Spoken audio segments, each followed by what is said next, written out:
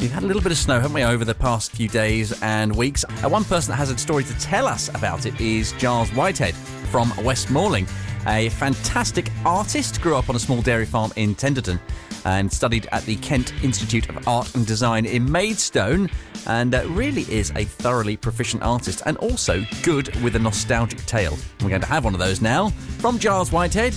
It is called Snow Day. That makes sense. Look out the window. It's snowing. That childhood excitement of seeing the snow falling hasn't left me. Living on a small dairy farm, quarter of a mile down a bumpy, untarmacked track off the main road that wasn't that main, meant that if those flakes of snow became heavy, it wasn't that hard to get snowed in.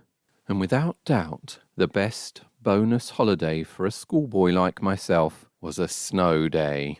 The sudden possibilities of playing out in the snow were so much more enticing than the idea of a day at school. The frozen winter mud was gone, now covered with a lovely soft layer of white. The farm looked glorious in the snow, with its woodlands and fields, the fields that had names such as the Oast Meadow, because it was next to the Oast, the barley field, because presumably it once grew barley, the Hilly 6, which was 6 acres and hilly, but not as hilly and big as the Hilly 9, which was the obvious choice for sledging. My dad had made me and my brother a 2-person sledge from wood, and excitedly we would pull it across the fields, through the gates and to the top of the Hilly 9. Once you'd etched your initial track, it was an exhilarating descent to the bottom of the hill, and that heavy wooden sledge with its metal runners would certainly get a pace up. And having gained so much momentum, you might unexpectedly branch off from the designated track. Depending on where you ended up at the bottom, there was either a fence or a steep drop of about 1.5 meters, which obviously we tried to avoid. So one either had to dig your heels in or bail out very quickly before you went over the edge. Pure excitement and joy, followed by dragging the heavy sledge back up the hill again.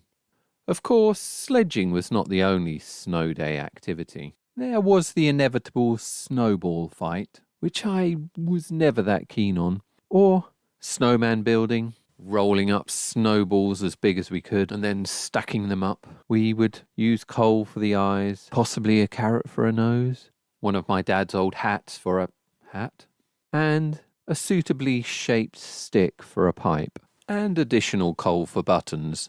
But probably the most creative and ambitious snow day project was to build an igloo.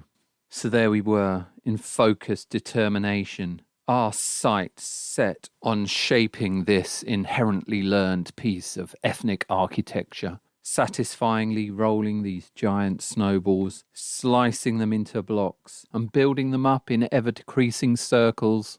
I can still picture it, because it was one of the rare photographic records of a snow day.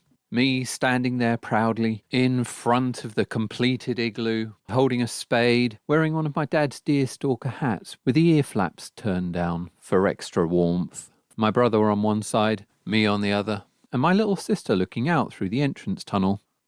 Even long after the snow had gone, the icy remnants of that great igloo remained.